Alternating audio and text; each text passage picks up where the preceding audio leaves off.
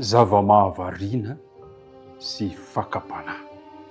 Manasanao manaraka izany loha hevitra izany amin'ity anio ity.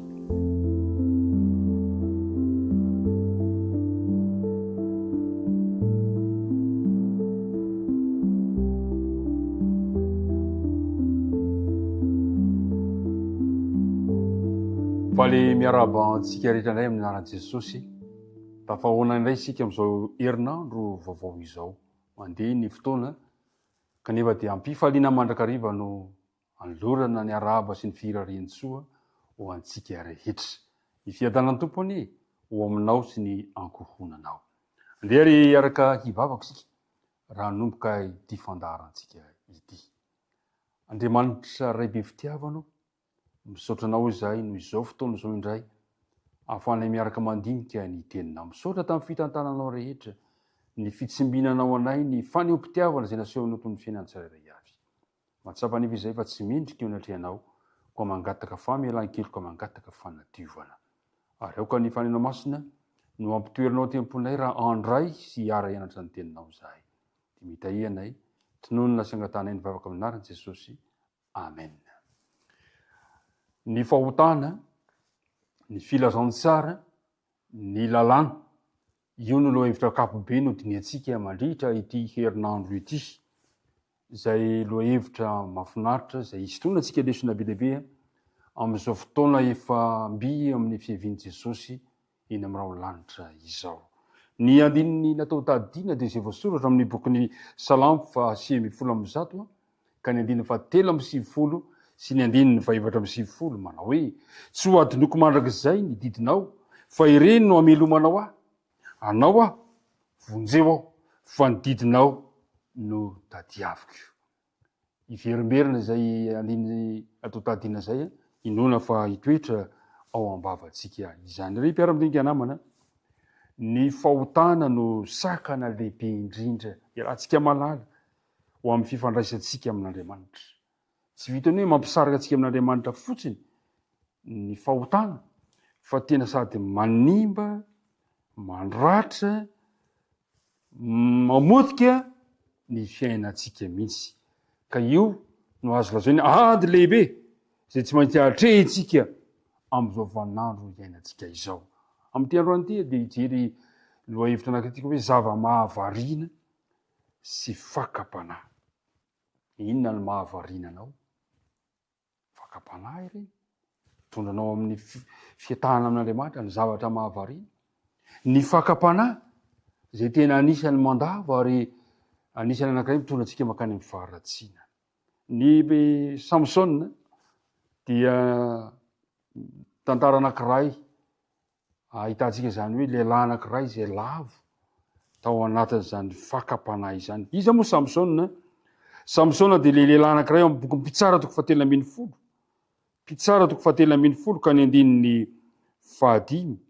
Dia izao ny voalazany: fa indro anananaka ianao ka hiteraka zazalahy, ary tsy mba ho kasihan-kareza ny lohany, fa ho nazirita ho an'Andriamanitra hatrany an-kibo ny zaza. Ary izy no hanomboka hamonjy ny Israely amin'ny tanan'ny Filistina. Ny Samsona zany dia nokendren'Andriamanitra hanao mission anankiray, andraikitra lehibe anankiray, dia ny hamonjena ny vahoakan'Andriamanitra eo an-tanan'ny Filistina. Nantsoina ho amin'ny tanjona manokana anankiray izy Samsona. Indrisy anefa fa lavo tao anatin'ny fakapanahy izany mpanompon'Andriamanitra izany. Ry mpiara-midinika namana, tena zava-misy ny fifanandrina ny tsara sy ny ratsy, ary isika rehetra dia tafiditra ao anatin'izany ady izany. Fantatry Satana fa kely sisa ny androny, dia tsy maintsy mampiasa ny heriny rehetra izy mialoha ny fiverenan'i Jesosy. Inona ny antony? Mba anakanana antsika tsirairay avy tsy hanana fifandraisana ety amin'Andriamanitra. Ahoana ny fomba ataony? Inona ny fomba ataony Satana amin'izany? Angamba ianao efa variana tamin'ny zavatra anankiray izay tsy hoe ratsy akory.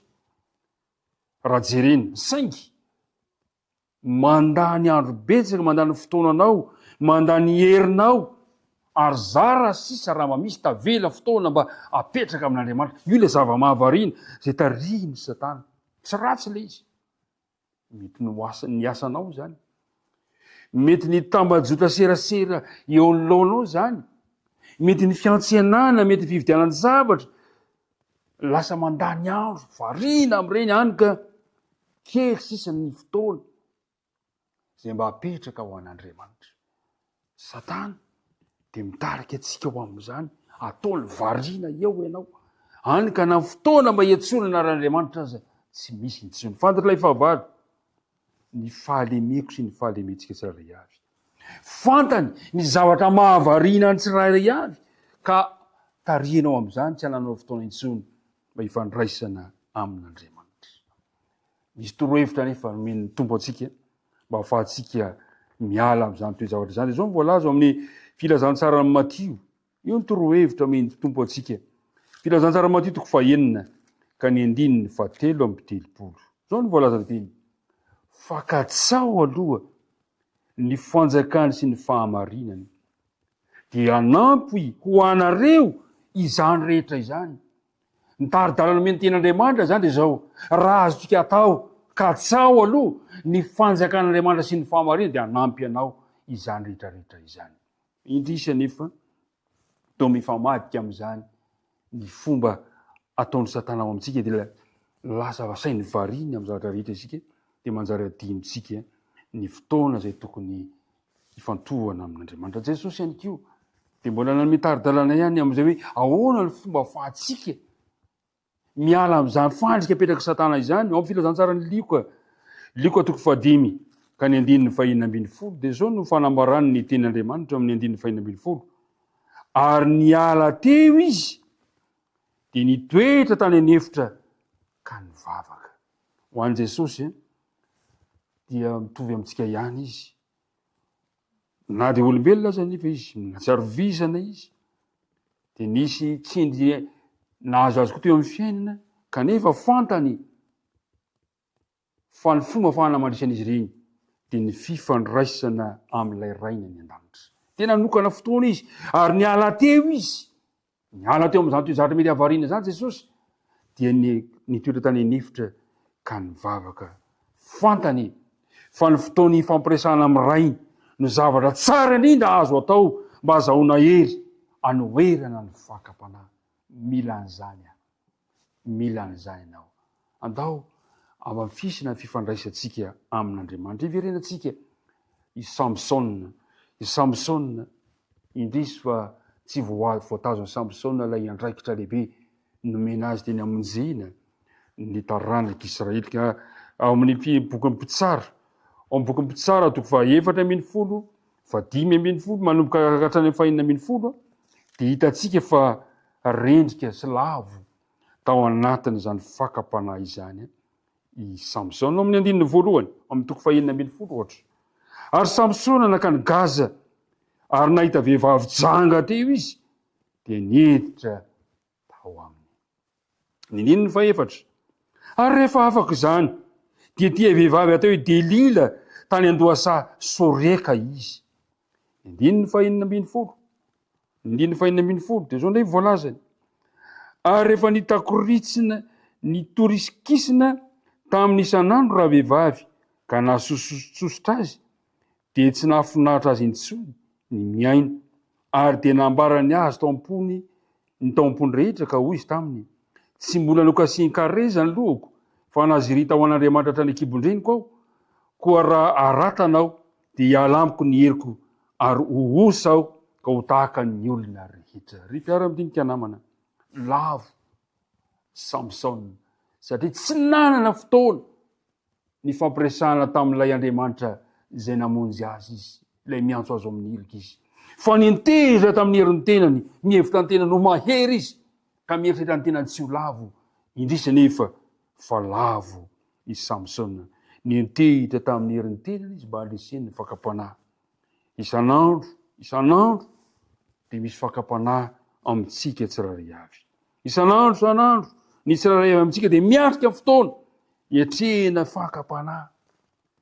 Mpiara-midinika namana, fantatra ilay fahavalo ny fahalemeko sy ny fahalemetsika ary mikendry zany indrindra izy mba hanimbana ilay fifandraisantsika. Miasa izy tsarovy anefa fa ny finoantsika dia hanampy antsika hijoro ary ny finoantsika dia avy amin'ny fandrenesantsika isan'andro ny tenin'Andriamanitra. Inona ny zavatra mahavariana anao? Inona ny fakapanahy malaky mahazo anao? Andeha hoentina ambavaka iry mba hidiran'Andriamanitra antsihitra, satria tian'Andriamanitra isika hanana fifandraisana ety isan'andro. I Samsona dia ohatra ireo olona anankiray izay lavo ny fakapanahy satria tsy nahatory zany noho ny tsy fifandraisany tamin'ilay Andriamanitra mpamonjy antsika. Androany ary dia andeha hamafisitsika indray ny fifandraisantsika amin'Andriamanitra, hamafisitsika ny fivavahana, hamafisitsika ny fiankohofana, satria izany ihany ny fomba ahafahantsika mandrisy ny fakapanahy izay alefan'ilay ratsy. Andeha hivavaka antsika ankehitriny. Andriamanitra ray io, ampio zahay amin'ny lalan'ny fanehona masina mba hametraka anao ho lohalarana eo amin'ny fiainanay, ary mba hahatonga anay ho tia miresaka aminao, tia mifandray aminao amin'ny fotoana rehetra, ka na misy aza ny fakapanahy dia ho hainay ny miala amin'izy ireny, satria ianao efa miaraka aminay. Dia tantano ary izay mitety tontolo andro ity, tononona ny vavaka amin'ny anaran'i Jesosy. Amen.